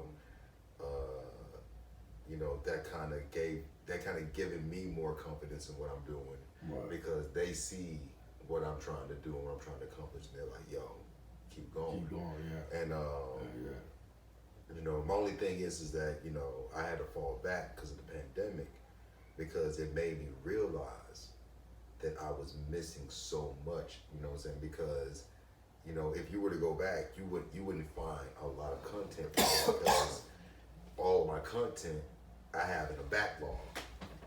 You know what I'm saying? Yeah. I have it in a backlog right now, and I want to actually put them out as NFTs, because I even have content on one of the last Hemp Fest. You know what I'm saying? I have interviews. I want to get you. Oh man, Hemp Fest. I said Hemp Fest. Oh damn! What the fuck? Damn, I hit him hard with that one. So it's like when I hit that motherfucker, it was like, that motherfucker did a whole motherfucking karate kick on my thing. But no, it wasn't nothing bad. No, y'all know. I get Good shit, it. like, god damn. I thought you would have took the hit because I hit it too, and that shit just didn't go down right. I was like, I can't hit this damn much That water. shit hit my ass. No, that's how you rolled it. Yeah. Because it's like the straight shooter, so when you hit it, it's Motherfucking like, funnel. That motherfucker hit the back of your throat. Yeah. I roll baseballs. Man. Yeah. I roll, you know, and I get that, and that's from me staying. And see, that's a whole other story. That's from me living in Canada. Yeah, I lived in Canada for like 3 years. Bro, baseball down there or what? You know what I'm saying? But because I used to hang with a Jamaican. You know what I'm saying? It was a Jamaican guy that took me on his wings. And he. How was that? Was that a fun time? Let me tell you. You said for a year? You lived 3 years. I lived there about 3 years. Yeah, 3 years. Oh shit. And yeah, that was definitely fun times. And yeah, man, shout out Steve. Shout out to you, Steve. Yeah, Jamaican Steve, man. He took me on his wing and I appreciate him for it. Wow. Yeah, he showed me Canada. Like, he showed me Canada. You know what I'm saying? The real Canada. The real Canada. The shit they don't show on TV. Yeah, they showed me real Canada, not the A. Right. Not the Canadian A, not that Canada. No, he showed me the real Canada. You know what I'm saying? Yeah, you know, Jamaican Steve, I used to hang with him. He taught me how, you know, he showed me how he rolled and stuff, man. The way he was rolling them. Okay. Shout out. I learned. Yeah. But then I was already learning. Yeah. But he helped me perfect it. You know what I'm saying? Like I already had my own kind of style. Yeah. But then I started seeing how he was rolling, and I kind of like, all right, I see how he's selling his shit. You know what I'm saying? And then I kind of like, you know, took a little bit of what he doing and kind of added to what I'm doing, and you know. Yeah, put it together. Yeah, you know, everybody got their own style. Oh yeah, most definitely. That's the cool thing because you can do what you do, but learn a little bit from other people. Yeah. And then you know what I mean. And Use it or don't. I did it in cooking in the kitchen. Like did it for 28 years. Like you know what I mean. So I think that's what everything. But it's like that's everyday learning lessons. You take what you learn and your experience that you've been through and adapt it to your shit. You know what I mean, and it helps you grow. And like you obviously did that and putting yourself in this position now. Canada's where my love for weed grew. For real. Canada's where my love for weed grew. Why is that? You know what I'm saying? Because I was in Canada back in the early 2000s. Okay. See, that's when BC Buds and Northern Lights first came out. You know Northern Lights used to be like man, they used to be the strand The one to get like I used to hear about that shit all the way back in Illinois. Like really? you know, hell yeah. Man, I was in Canada. Yeah. I was in Canada when that shit first hit the market. When that shit was first coming out. BC Buzz and and Northern Lights. When that shit was first coming out. I'm talking about that. That's that old school shit. When you say sticky, icky, powerful, punch, knock you the fuck out. Totally different. Man. Totally. And then they came out with Blue Dream. Mm-hmm. You know the first Blue Dream. Yeah, the first Blue Dream. I like Blue Dream. That shit was when that shit first came out. That shit was cold. And the Sour Diesel. Sour Diesel, like when you get the original Sour Diesel, that shit smell like. We used to call that shit cat piss. It smelled like cat piss for real. But yo, that Northern Lights show, that Northern Lights was it. Like yo, you get your hands on some of that Northern Lights. Yeah, I'm a little rookie, man. So in Albuquerque, and especially in New Mexico, you know, it just recently got legalized. So everything was just whatever you can get, you know, from whoever your plug was. So we would just get whatever. And then over the years, like, fucking, I had a crazy plug, man. Like, he got the whole network down and everything. Like, people got sophisticated with it, you know what I mean? Yeah. But fucking, you were just stuck with whatever they had. It's So definitely. you know what I mean? Now it's like a whole new world. That's how like Memphis. I mean, Memphis is still like that. You get stuck with whatever somebody got, but you know, I just Canada was the shit back in the 2000s. I don't know. I haven't been to Canada in a while. I don't know how it is now. But back in the I always heard good shit about bro. Canada though. Always have even back in the day. I've always heard good shit. Montreal, where I was staying, where I was at was in Montreal, Quebec, right? Montreal and Moscow were the number 1 and number 2 party cities in the world. At that time, I think I heard something about that back in like the day. back in that time, man. It was Moscow and Montreal. They were neck and neck as being the number 1 and number 2 party city because Montreal got nothing but clubs. You like party hard strip over there? clubs, party clubs, after party clubs, after party clubs. We gotta go to Canada, man. Man, I'm talking about, well, you know, again, it's been some years since I've been there, but at the time that I was there, man, oh my God, it was, Party hard? dude, I was a club promoter at one point. Oh shit. You know what I'm saying? Party hard is not even the question.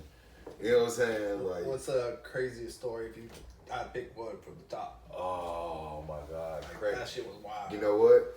I'm gonna tell you like this. The guy that I worked for, right? You know what I'm saying? He had he had connections. He was connected, right? And we ended up doing a promotion show for Dipset. Like he was connected with Dipset. So we ended up doing, but no, that's not even the craziest story. Cause I even got to even crazy, but I'm gonna tell y'all this one though. But no, but I'm saying that's cool though. yeah. So yeah, but this is I'm talking about this is again the early 2000s. So this is when Dipset just came out with the diplomatic immunity. Oh, shit. Yeah. This is when camera was in the pink. You know what I'm saying? This is pink camera. Yeah. Shout out Dipset. You know what I'm saying? Like this is during that time. You know what I mean? So Dipset was hot. You know, they were the group. So I was playing that shit the other day. It's crazy. so we were linked. Yeah, so we were linked. You know, he was connected with Dipset and shit like that. Like he can get them to come over and perform and shit like that, right? So at this time, Joel Santana was coming out with his single album, his solo album. Mm-hmm. This is when Joel's came out with his solo album. And so, you know, he decided to do a promotion show in Montreal, because Montreal's a big city. Yeah. Like Montreal's like a New York in Canada. Yeah. You know? Fucking massive. So he decided to do, you know, a promotion show in Montreal. So we was like, yeah, let's set it up. So my boy, you know, he got everything, he got the money, got him signed, you know, got him signed the contract, all this stuff. You know what I'm saying? You know, we got the, you know, we ended up renting 3 penthouses. You know what I'm saying? Like, cause you know we had like, you know what I'm saying? Like, 'cause, you know, we just had the connection to do shit, so we ended up renting 3 of them. We had one for Joel's, and like his own private, that's his. You know, he can have whoever, whatever in there, right? And then we had 2 other ones that was like the after party penthouses after the concert.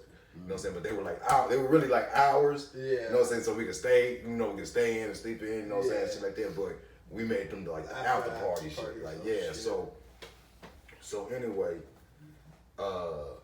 you know, we had the show and all that shit and everything, which was popping and everything. And then, you know what I'm saying, we decided, you know, it's time to pull up to the after party. All right, let's go do the after party. Wow. Man, when I got there, like, I got there before, like, it got really, really popping. But it was already, like, some people there. Yeah. So when I got there, every single tub filled with ice, nothing but motherfucking bottles. Damn. Every single tub, and every fucking nothing but ice, You should have filled with nothing but motherfucking bottles. How many did you grab when you walked in? Yeah, you taking a couple Bro, trips. you gotta remember, I'm a promoter. I can drink whatever. I can get whatever. So I didn't have to grab shit. I'd grab. You know what I'm saying? Because I'm with the VIPs. You know what I'm saying? When we work, you know, I'm with the VIPs. I ain't gotta grab none of that shit. I'm drinking the good shit. You know what I'm saying? I mean, there was good shit in there too, but I'm saying like, you know, we on the top shelf shit up there. You know what I'm saying? So you know, it was bottles and bottles. Like, God damn, we gonna have. You know what I'm saying? Like, I'm just thinking to myself, like, God damn, we got some drunk motherfuckers in here. You know what I mean? I'm talking about just bottles and bottles and bottles and bottles and bottles and bottles and bottles and bottles and bottles. I'm talking about just everywhere. I'm walking around, the bottles are all sitting on the counter, the bottles are all in the kitchen, just bottles everywhere. Dog. I don't know how much my boy spent. You know what I'm saying? And this is in every penthouse. Damn. Everybody was fucked up. This is every penthouse, right? Everybody was fucked up. Man, dude, when I tell you that I'm gonna say this, I have a photographic memory. Yeah. You know what I'm saying? I have a very good photographic memory. You know what I'm saying? I remember a lot of shit. Because of the weed. No. This is even as a child. But let me tell you. Let me tell you though, man. When I tell you that I barely remember that party, that's saying something for me. That's really like for me to say that I can't remember it or I barely remember it. Yeah. Like I had to be fucked up. Oh, so you just blacked out? No stories after? Right? No. It's a little like story after. I'm just saying. You hear everything that was there, like you had no other choice but not to remember. Yeah, so it's a whole lot of liquor. So basically, we there, we prepping, we getting everything ready, and all of a sudden, the people start coming in because you got to pay to get in this joint. This ain't no. After the show you come out. You gotta pay to get in this motherfucker. So there's bottles like, everywhere. Yeah, so it's like motherfuckers coming in. They started coming in. All right, cool. So the first wave came in. You know what I'm saying? They started seeing the bottles. Oh shit, it's bottles? Yeah, we say it's drinks. You know what I'm saying? Like we say it's drinks. We say it's drinks. A whole lot of them. Mine. I'm talking about everybody started grabbing their own bottles. Chugging shit. Right? Everybody started grabbing their own bottles, right? So AJ got 3. Yeah, so everybody started grabbing their own bottles. They walking around with their own bottles and shit, right? So I'm laughing, right? Because you know what I'm saying? I'm knowing this. That's just what it's gonna be. Just everybody come in, they just gonna grab a bottle and just gonna get fucked up, drunk, right? So the first wave came in, they come in, they grabbing bottles, right?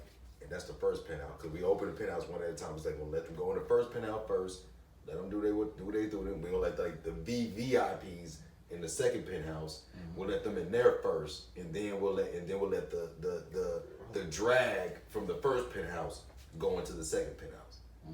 You see what I'm saying? Like that way the VVIPs have like time to kind of enjoy. Exactly. You know what I'm saying? Before the wave come in. Yeah.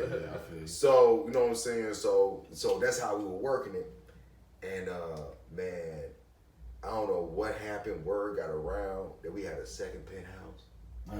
Everybody's in there too. Man, word got around. We got a second penthouse, man. And all of a sudden, man, just the second wave came in. Whoosh! And that's when the party really went lit. You know what I'm saying? The party was lit after that. That second one, I'm talking about music bumping. You just hearing Dipset shit. You have music video. You have chicks half naked on the bars and on shit dancing on the balcony. Motherfuckers, man, we already have folks puking. You know what I'm saying? Like it was crazy, just crazy. Oh yeah. So then finally, Joel showed up. We got his penthouse by himself. Joel showed up. When Joel showed up, most of the bitches, they run to his penthouse. You know what I'm saying? Party in the penthouse. Right. So we already expecting all this shit. Like, you know what I'm saying? So they run to his house. So, I ain't gonna tell you business. You know what I'm saying? But there was a private party. You know what I'm saying? That's all you need to know. I'm not gonna tell. I ain't gonna tell what happened or what. I'm just gonna say. Private party mic drop. Yeah, that was a private party, and there was a lot of disappointing. You know what I'm saying? Private party. Yeah, and the promoters got first dibs on all the disappointed. Oh man, only thing I know is that Can you get me close? Bro, only thing I know is, man, I woke up the next day. There was a light skin, there was a dark skin. Nice little sandwich. That's what I remember. Light skin. From the leftovers. There was a light skin, there was a dark skin. One was Haitian and one was African. I forgot which African country. I think she said she was Nigerian. She was a beautiful ass Nigerian too. But yeah, you know what I'm saying? That's crazy. Yeah, it was one of those nights. It was one of those nights. It was. Yeah, that sounded like it was a cool night. Oh yeah. Oh yeah, it was interesting, to say the least. But yeah, that's one of the craziest stories. But I got even crazier shit than that. I imagine. It seems like you've been around a few little places and know quite a few people. Man, I've done some things in my life. I've been around a little bit. That's what's up. You know what I'm saying? I like to experience life. I don't like to sit still. I like to experience the fullness of life. Right. Mm-hmm. That's what's up, man. Appreciate you coming in and doing this podcast with us, man. Yeah, absolutely, bro. I appreciate you guys having me. Yeah. What's your you have any like email? Anything, any shout outs you want to give? You know what I mean? Yeah, absolutely, man. I like to go ahead and say, man, I appreciate everybody out here that's listening to the podcast. You know what I'm saying? Sip and Smoke. I appreciate you guys having me on here. You know, again, in the future, we're gonna be working together a lot more and getting a lot more content out there together. Yeah. I really am looking forward to that. But I do want to go ahead and let everybody out there know, you know, if you want to check out, you know, my content, what I do is I do cannabis and hemp news, and I also have other content that will be there also in the coming future. You can check me out on YouTube at Good Smoking America. Excuse me. You can check me out on Facebook at Good Smoking America, or at Mempheattle Smokedawg, which is myself. Or you can check me out on Twitter at 420 GSA. At 420 GSA. You know, go in there, check them out, please. You know, the best way to get to me actually is on Facebook. You know, you go to Facebook, click on one of my videos, it will take you to the YouTube channel. You can like and subscribe on the YouTube channel. Please help me out with that, because the more subscribers I get, then they will let me get the actual name, Good Smoking America, to be my tag. So it'll be a lot easier to find me on YouTube then. So, you know, guys, please make sure you go on there, click like and subscribe. I'm also on Instagram. I forgot to say that. I'm also on Instagram at Good Smoking America and also at Mempheattle Smokedawg. You know what I'm saying? So check me out on Instagram also. You know what I mean? So yeah, I'm all over the place. Smokedawg, man. It's a pleasure, man. Appreciate you, Yeah, absolutely. I appreciate it. Appreciate you guys. Hey guys, if you're still listening, thank you so much. Honestly, it's been a while since we put out the last episode, but hey, life happens. But we're still moving forward, still working on it. Tonight we had an amazing guest. I learned a lot. Still look forward to learning more about it. Seems like it's going to be the go-to spot for cannabis. And just to hang out with a good community, people that are like-minded, that also do really cool things, but still smoke hella weed. Good smoke America, that's what's up. I just got back, I had to step away to go to the bathroom because, man, I don't even know how many went in rotation over the last, hour. It's been a bunch, but if you get up and look at this room, you smoking with the Smokedawg, man. Smokedawg smokes. We keep it going. Smokedawg smokes. I like it, though, you know what I mean? We smoking, but...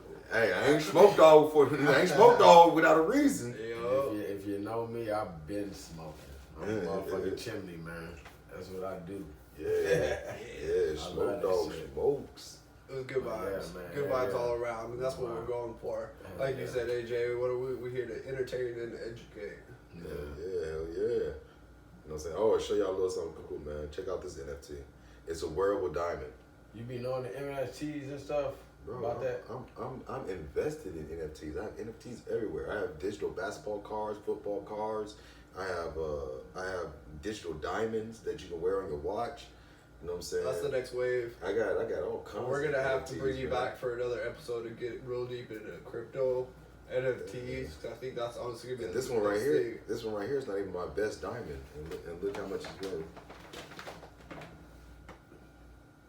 242. Yeah, euros. See, that's pretty cool. Shit, that's what's up.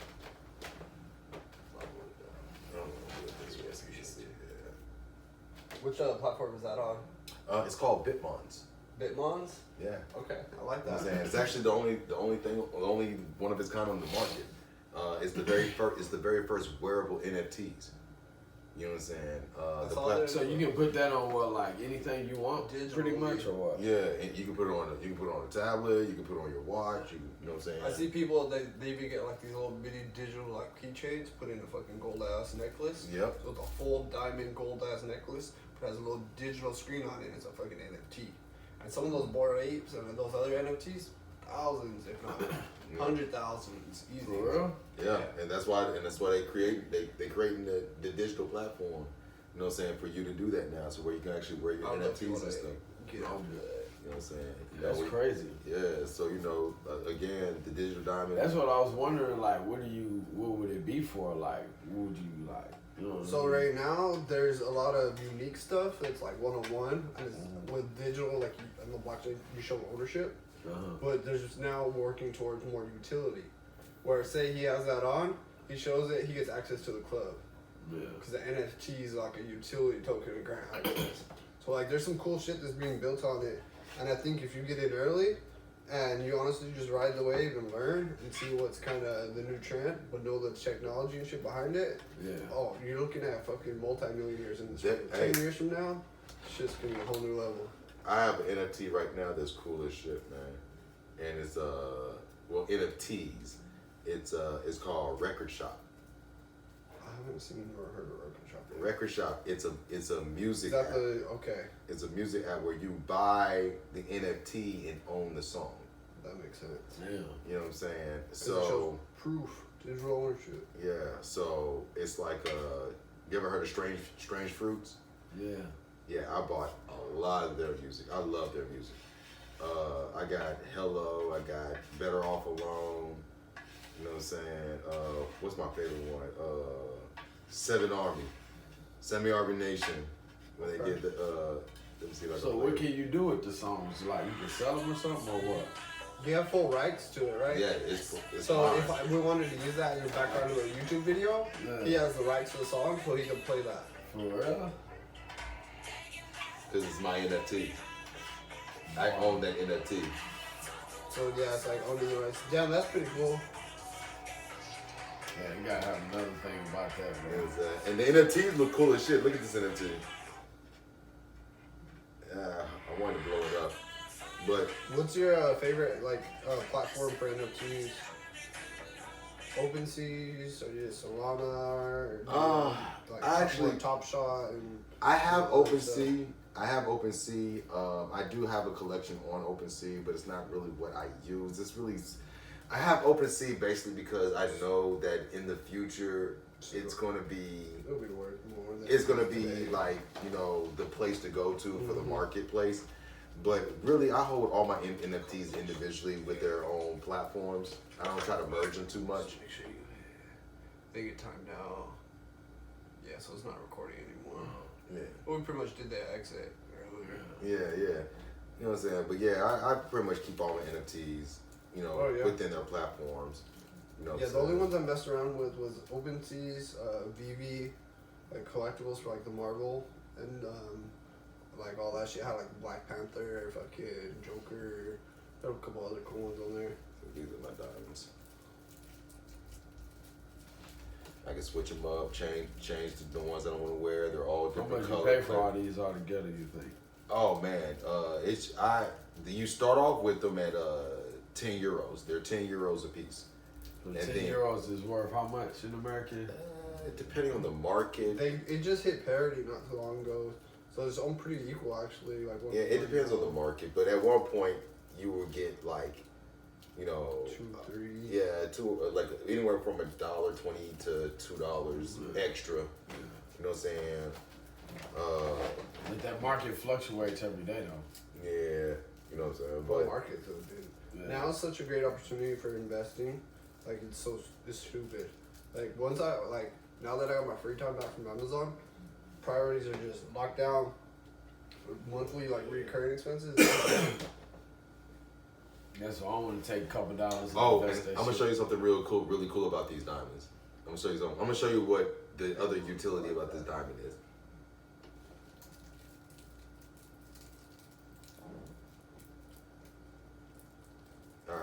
see this diamond, right?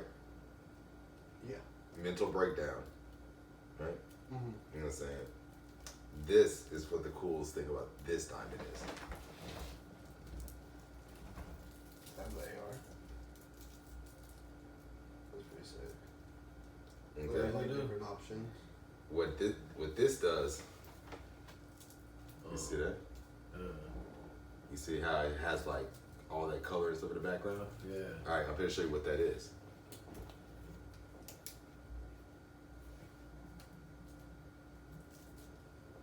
Come on, hop it up.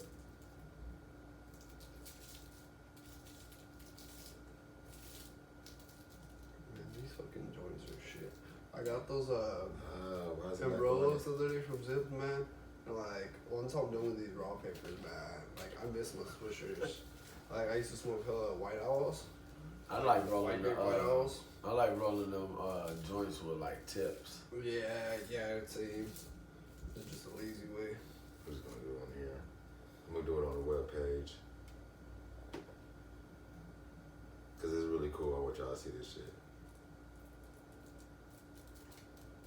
Cause this what got me like really into collecting Bitmons. Mm-hmm. Okay, cause what happens is there's these special diamonds that you can get. And what the diamonds are, they're actual pieces of art Oh, I see. from artists, from actual artists. Yeah, I know you can do that. Like I heard about you can buy the artwork if people like, cause the one dude I wanted to bring on the podcast that I told you about earlier, talking about he's around COVID people or whatever. He does that. He has like a whole bunch of abstract art and has it on the NFTs and they're buying and selling it There and it making is. money off of that shit. So that's the painting. Got you. That's And the then actual. And then it has like the reflections of the color, like within the diamond. Yeah. That's pretty cool. See, that's the actual painting that's inside the diamond. And they have of course they have other diamonds that are like that, but those are the most valuable ones that's on there. That's Is the dope. ones with the paintings. And that's like just a platform or app called Bitmon. Yeah. Okay, that's dope. I'm gonna take a look at Yeah. And also what happens is that every diamond also comes with color and clarity. So it's like, you know, or color or cut. Color and cut. that. Okay. You know what I'm saying? So the color and cut is very important too. That's pretty cool. Yeah, honestly, I'm gonna start getting in a lot more. So I dabble a little bit, you know what I mean? I bought a couple on OpenSea, sold them right away. And then I bought a fucking, what did I buy? I bought a bunch on the BB for like all the Marvel and shit. So it's super easy. And now I guess you could actually withdraw your coins. But yeah, I remember buying like fucking Captain America, and another one was like Black Panther, and the other one was like some Marvel Spider-Man comics and shit. Okay. And I flipped them pretty quick. Like it was small money. It was like I bought it for like $20, and I sold it for $80. You know what I mean? Within a week. Right. You know what I See, mean? think But, about it, if you'd have held on to it or like, you know what I mean? I or did had that a on lot one of more. them. It went up a little bit more, but everything just completely collapsed. Yeah. Just because the price of the cryptos have dropped so much. This is another platform that I do is NBA Top Shot. Yeah, do you like it? NBA Top Shot. That's something I wanted to sign up for. What's that for? It's a basketball NFT. It's basketball NFTs, yeah. So pretty much an NFT just pretty much means you own whatever that is, right? Whether it's a moment, a signature, a How much video you- clip. How much you be paying for that stuff? Depends. It's depends on what pack you get. Because you have your common pack, you have your like gold, metal, you have your like any metal packs, you have your hollow packs. You know what I'm saying? It just depends on how much you want to spend. You know what I mean? And then once you spend it, you know, like common pack, you can get a rare card, but your percentage of getting a rare card is very small. But you can get other cards too that's worth you getting the common pack.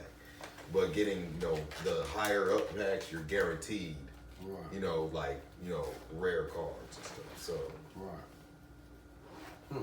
yeah, Yeah, but that's the new way of. Nobody's gonna really care what you own in the real world. Everyone's gonna show like what can you prove online. yeah. Show You me know, your, like what do you own? show me your metaverse house with the fucking Mona Lisa that you Yeah. own.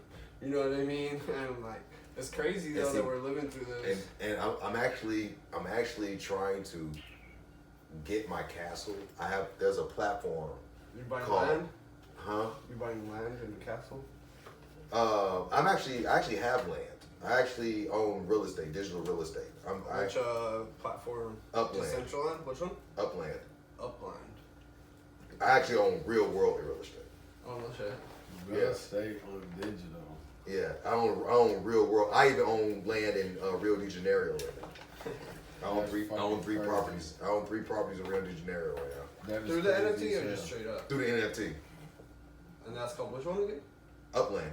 Upland. They just opened up Rio de Janeiro, and I flew because you have to fly there and everything. Like you have to pay to fly and all that. Damn. But I flew there and Signed the deal. we got there and found a couple properties and stuff, and now So I'm kind you're of just able to do shit on there with digital shit, basically. yeah. I actually got 2 buildings that are going up in America right now. I got one in Nashville that's going to be like my personal house. Yeah. And then no. I take that back. I got 2. I either got 2 or 3 buildings up. I know I got one in California that's gonna be a rental. I know I got one in Nashville that is gonna be my personal house, and I think I got another one in California that's gonna be a personal house too. But Hi, what you I don't understand. Like, you got land in, you said Puerto Rico or something like that? no, Rio de Janeiro. Rio de Janeiro. Yeah, that's in South America. Yeah. Yeah, they just oh, here it is. Here's the upland. See, right now I'm kind of stuck in South and How many acres did you get? I own actual building properties. So, And what they do is that okay, let me show but you. it's on the game though. Right? It's on the platform. Yes. But you don't own them in real life though. Not in real life, I don't own them, Yeah, but I own in the digital real life. Digital real life, yeah. Yeah. I'm taking our conscience, they gonna put it on a computer and make a whole fucking matrix See, look. out of that shit. See right here? You see these 2 blue dots? Yeah. Those are where my properties are. Yeah. You know what I'm saying? This is Rio de Janeiro, that's the airport, you know what I'm saying? All that stuff. Right. So when I zoom in, I'm gonna go to my best property to show you. You know what I'm saying? Which is like not that far from the coast. He said my best property is not too far from the coast on Yeah. the metaverse. Yeah, it's right there. The metaverse land. Yeah, it's right there. You know what I'm saying? It's not too far from the coast. Isn't it? You know, pretty good property, pretty decent area and everything. And it's actually in a nice neighborhood, a pretty good neighborhood too. How do you know what the neighborhood is like and all that? Because I'm about to show you. Okay, so I was like, how do you know these details? All right, so that blue is mine, right? Yep. You zoom in and click on it, and your little thing pop up, right? You hit more, right? And you go to street. I mean, that's a real picture, huh? Oh, shit, that's lit. That's a real picture of it. Yep, and you can zoom in, look at your property, see what it is. You see it's a high rise, right? You see how nice it looks, Yeah. right? Right? Okay, so hold on. Let me show you how I know about the neighborhood. Zoom back out. Walk down the street with the street. You know what I'm saying? You can turn Make a around. full around turn around. You can full See- turn see around. whatever You see I got they stores, markets, restaurants. Mm-hmm. You know what I'm saying? I can go down the street and see bus stop. That's why they be creating that You see what I'm shit. saying? pretty dope. On and on and on. You see what I'm saying? So that's my best property. What I'm probably gonna end up doing is I'm probably gonna build. See what you do? See down here it says build. Mm-hmm. You hit build, and what happens is boom, all these pop up. Do you have to build using like in-game token? Yeah, it's called Sparks. Sparks, okay. Okay. So you gotta put money on that shit? So pretty much right now, Are we still recording? it might be. I don't know. No, you can call it. I'll cut it. 'Cause I think it should be off by now.